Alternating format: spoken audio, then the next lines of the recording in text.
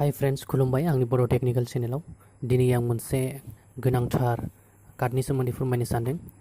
बेनो जाबाय आधार कार्डनो माबा गोदानै माबा आधार कार्ड फैलायबाय नङा होमबा। दा आधार कार्डआलाय मा? दा बेंकआव थांब्लाबो आधार कार्ड होननाय खोनायो, बहाबा थांब्लाबो आधार कार्ड नांगोनो फैसा दिहुननो हाया बेफोरबायदि खोनायो। दा बे आधार कार्डआलाय मा? बेनि सोमोन्दै आं दिनै फोरोंगोन। बे आधार कार्डआ मा, बेखौलाय मानो नांगौ, दा बेनि सोमोन्दै अल डिटेल्स फोरोंगोन।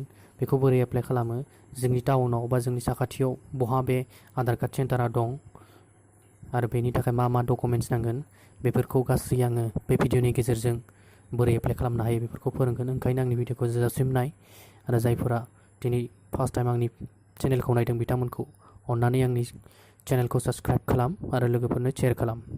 दानो थौ नायदिनि बे आधार कार्डआलाय। दा नै नायदिसै आधार कार्डआ मा।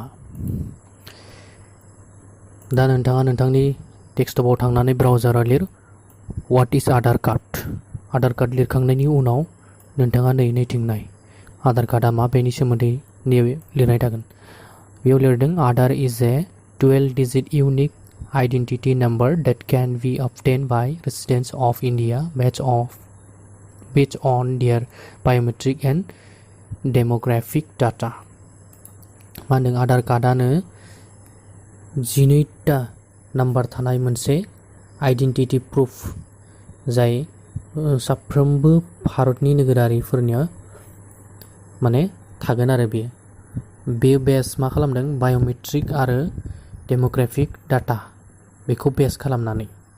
जेनेबा बे आधार कार्डखौ जोङो बानायब्ला जोंनि मोनफ्रोमबो फिंगारनि आखाइनि आसिनि बेयाव फिंगार प्रिन्ट लाखिनाय जायो आरो मेगननि आइरिसनि बेयाव स्केनिं खालामनानै लाखिनाय जायो, जायनि जाहोनाव बेयो मोनसे इउनिक आइडेन्टिटि होननानै बुंनाय जादों।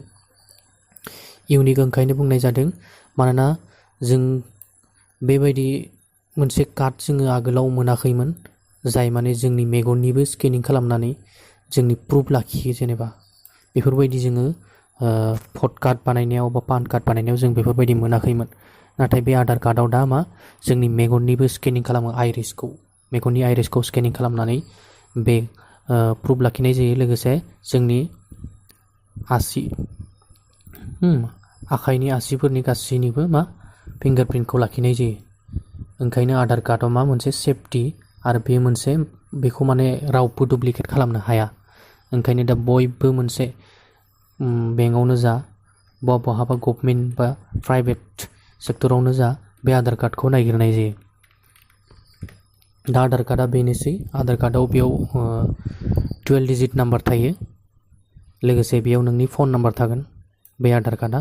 दा आधार कार्डआ बेनो। आरो आधार कार्डखौ 2009 मायथाइयाव लन्च खालामनाय जादोंमोन आधार कार्डखौ। दा जोंनिथिं बियो जोंनि आसामाव जायाखैमोन। दा लासै लासैनो बयबो डिस्ट्रिक्टआव जागासिनो। दा बेनोसै आधार कार्डआ। आरो दा आधार कार्डखौ नोंथांनि साखाथियाव बा नोंथांनि टाउनाव एरियायाव बहा आधार एनरलमेन्ट सेन्टार दं, बेखौ नों बोरै मोन्थिनो, बोरै नायनो? नोङो मबाइलाव बा नोंनि लेपटपाव बोरै नायो बेखौ आं दिन्थिगोन। दा नोंथांनि लेपटप बा मबाइलाव नोंथाङा मोनसे वेबसाइट दं, बेखौ नोंथाङा लिरनांगोन। दा बेनो जाहैबाय, आं बेयाव दिन्थिनोसै। बेयाव लिरनांगोन नोङो https://appointments.uidai.gov.in बे मोनसे एड्रेसखौ नोंथाङा नोंथांनि सार्च बाराव लिरनांगोन। लिरनानै सार्च खालामना हो।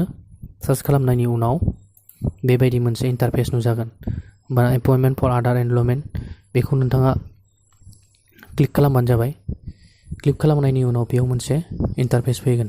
बेबायदि मोनसे इन्टारफेस फैगोन। फैनायनि उनाव नोंथाङा बेयाव नोङो स्टेट सेलेक्ट खालामबा स्टेटनि थ्रुयैबो नोंथाङा सार्च खालामनो हायो। पिन क'डनि थ्रुयैबो नोंथाङा सार्च खालामनो हागोन।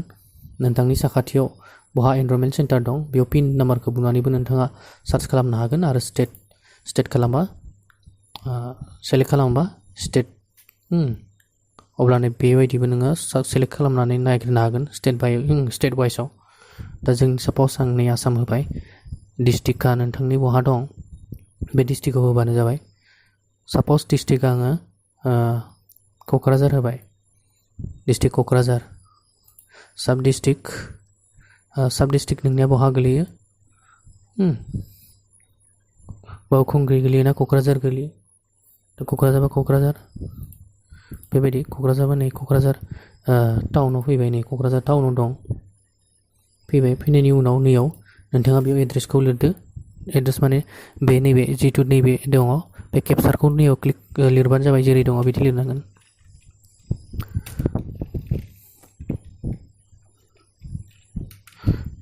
बेबायदि लिरखांनायनि उनाव सार्च खालामबा बेयाव बेयो सेन्टारा सोरनि नामाव दं अल डिटेल्स फैगोन आरो बहा दं फैगोन नै India post office Kokrajhar India post अफिसाव दं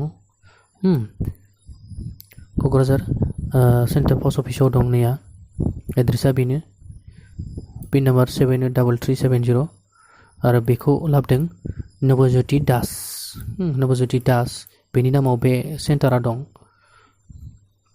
बर' समनि थाखाय पार्मानेन्ट बेनिफ्राय नै पान्जाब नेसनेल बैंक बेयावबो लाबोनाय जादों पान्जाब नेसनेल बैंक क'क्राझाराव बेखौ लाबोदों मिजिं मुसाहारि बेनि नामाव दं बे सेन्टारा पान्जाब नेसनेल बैंक क'क्राझार टेङापारा नैबे पिन नाम्बार बेफोरबायदिनो गासैखौ नायनो हागोन नै स्टेट बैंक अफ इन्डिया बेयावबो लाबोनाय जादों बेखौ लाबोदों रनसाय बसुमतारी बेनि नामाव दं बे सेन्टारा दा बेफोरबायदिनो नायनो हागोन आरो नै स्टेट बैंक अफ इन्डिया बेयावबो दं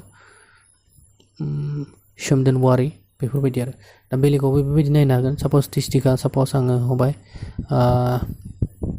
उदालगुरि होबाय डिस्ट्रिक्ट उदालगुरि सार्कोल आं साप'ज कालाइगाव होबाय कालाइगावनि आन्दाराव नै सिंग्रिमारि बागिसा सिंग्रिमारि बागिसायाव दं बेनि उनाव नैखौ केपचार खालामबानो जाबाय दा नैखौ आं साप'ज हरिसिंगायाव होबाय नै आं साप'ज उदालगुरि साब डिस्ट्रिक्टआव हरिसिंगा होबाय हरिसिंगानि सुङापारानि सोरबा लाबोदों सुङापारानि एड्रेसा सोरबा लाबोदों दा बेयो सोर नामाव दं नायनो थाखाय नोंथाङा नैबे केपचारखौ क्लिक खालामनांगोन ओमफ्राय सार्च खालामनायनि उनाव नै फैबाय इन्डिया पस्ट अफिस नामाव फैदों बियो पस्ट अफिस नामाव लाबोदों बेखौ लाबोदों रामेश्वर हाजरिकाया लाबोदों बे दङ टंला Udalguri Harisinga Sumapara Assam 784521 pin number agency नेमा दासि post master central Assam circle Guwahati दा बेखौ इन्डिया पस्ट अफिसाव लाबोनाय जादों टंलानि दा बेयो पार्मानेन्ट लाबोनाय जादों बे सेन्टारखौ आधार सेन्टारखौ दा बेयाव खबर लायनांगोन जोङो आधार कार्ड बानायनो थाखाय दा बिदिनो जोङो नैबे एड्रेसाव थांनानै बेबायदिनो जोङो नायनो हागोन बहा आधार एनरलमेन्ट सेन्टार दं दा साप'ज नैबे उदालगुरि होबाय साब डिस्ट्रिक्टखौ उदालगुरि होनायाव नै उदालगुरि मेन टाउनावनो दं बेनिफ्राय नैबेखौ केपचारखौ बेयाव लिरबानो जाबाय लिरखांनायनि उनाव सार्च खालामनायनि उनाव बेयाव फैगोन दा नै उदालगुरियाव मोननै जायगायाव दं पस्ट अफिसाव दं ओमफ्राय मोनसे स्टेट बैंक अफ इन्डियायाव दं दा बेयाव दोङो इन्डिया पस्ट अफिसाव सोरनि नामाव दङ बियो सेन्टारा बिप्लब ज्योति दास बेखौ जों कन्टेक्ट खालामनो हागोन आरो बेनिफ्राय धीराज बर'आव दं बे स्टेट बैंक अफ इन्डिया बेखौ कन्टेक्ट खालामनो हागोन बिथांमोना बे आधार कार्ड सेन्टारखौ लाबोदों दा बेफोरबायदिनो नोंथाङा नायनो हागोन आरो दानिया आङो लास्ट आधार कार्ड बानायनो थाखाय नोंथांनियाव मा डकुमेन्ट्स नांगोन नोंथांनि दा बेखौ नायनोसै दा बे नोंथाङा जायखिजाया माबा मोनसे बानायनो थाखाय फार्स्टआव नांगौ जायो आइडि प्रुफआ बेनो नोंनि मोनसे आइ कार्डबो होनजागोन आरो आइडि प्रुफ जेनेबा आइडि प्रुफ नांगोन नोंथांनि दा आइडि प्रुफआव नोंथाङा नैयाव थानाय जायखिजाया मोनसेखौ होनो हागोन जेरै नों पासपर्ट होनो हागोन रेशन कार्ड फट' थानाय रेशन कार्डखौ होनो हागोन बा पान कार्डखौ होनो हागोन आइडि प्रुफआव ड्राइभिं लाइसेन्सखौ होनो हागोन भटार कार्डखौ होनो हागोन एनरेगा जब कार्डखौ होनो हागोन नोंथांनि मुङाव थानाय बेयो नोंथांनि आइडि प्रुफ जाहैगोन आरो बेबायदि मोनसे आइडि प्रुफ होनो हागोन आरो फट' बेंक ATM कार्डखौबो होजागोन नाथाय इयाव फट' थानांगोन बेंकनिफ्राय लानांगोन नोंहा ओमफ्राय पेन्सनार फट' कार्ड बेखौबो होजागोन बेनिफ्राय बेफोरखौ नोंथाङा होजागोन गावनि आइडि प्रुफआव बेनिफ्राय एडमिट कार्डखौ होजागोन नोंथाङा जायफोरा स्कुलाव फरायनाय भट कार्ड बा भट कार्ड गैयाब्ला बिथांमोना बेफोरखौ होजागोन 18 बोसोर जाबायब्ला दा बिथांमोना बेफोरखौ होजागोन ओमफ्राय प्रुफ अफ एड्रेस POA माने प्रुफ अफ एड्रेस दा बेखौ प्रुफ अफ एड्रेसनि थाखाय नोंथाङा नोंथांनि बेंकनि पासबुकखौ होजागोन रेशन कार्डखौ होजागोन पासपर्टखौ होजागोन एड्रेसनि थाखाय माने जाय माने नोंनि कार्डआव एड्रेसा माने मेनसन थागोन एड्रेस थानाय जायखिजाया भटार कार्डखौबो होजागोन भट कार्डखौ नोङो डाबल खामानि मावजागोन भट कार्ड होयोबा गावनि आइडि प्रुफबो जाबाय प्लास एड्रेस प्रुफबो जाहैसिगोन बेनो आरो भट कार्डखौ मोनसेयावनो खामानिया जायो बेनिफ्राय नोंथांनि कारेन्ट बिल वाटार बिल बेफोरखौ होनो हागोन एड्रेस प्रुफआव किसान पासबुक बेफोरखौबो होनो हागोन जायखिजाया मोनसे होबानो जाबाय आरो मुथुथे नोंथांनि आइडि प्रुफ थानाय मोनसे आरो प्रुफ अफ एड्रेस प्रुफ थानाय ओमफ्राय डेट अफ बार्थनि थाखाय नोंथाङा नोंथांनि high secondary high secondary board सार्टिफिकेटखौ होनो हागोन बा एडमिट कार्डखौ होनो हागोन बार्थ सार्टिफिकेट होनो हागोन पासपर्ट पान कार्ड बेफोरथ' आरो एड्रेस थाखागोनानो बेयाव डेट अफ बार्थ थाखागोन दा ओंखायनो बेफोरखौ होबानो जाबाय आरो रिलेसननि थाखाय दा बेफोरनो बाखि जेबो नाङा बेखौ होबानो जाबाय प्रुफ अफ एड्रेस बेनिफ्राय proof of address proof of identity ओमफ्राय प्रुफ अफ एड्रेस आइडेन्टिटियाव आं बुंनाय बायदि फार्स्ट आइडेन्टिटियाव नोंथाङा पासपर्ट नङाबा रेशन कार्ड नङाबा पान कार्ड नङाबा ड्राइभिं लाइसेन्स नङाबा भटार आइडि बेखौ होजागोन ओमफ्राय प्रुफ अफ एड्रेसावबो नोंथाङा भट कार्डखौ डाबल खामानियाव बाहायजागोन रेशन कार्डखौबो होजागोन बेनिफ्राय नोंथांनि बेंक पासबुक बेनिफ्राय पासपर्ट दङबा पासपर्ट ड्राइभिं लाइसेन्स दङबा ड्राइभिं लाइसेन्स बेफोरबायदि होनानै नोंथाङा आधार कार्डखौ बानायनो हागोन आरो